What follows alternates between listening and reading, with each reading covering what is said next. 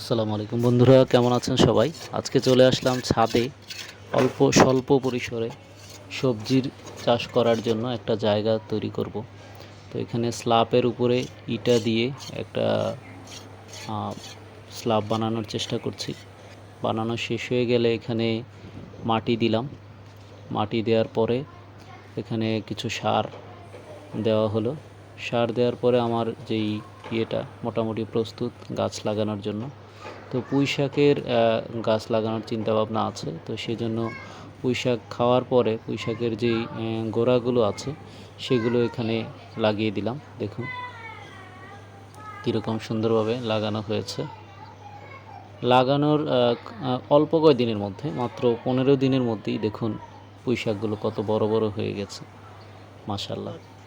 আমার আম্মু পুঁই শাকগুলো কেটে নিচ্ছে আজকে রান্না করার জন্য।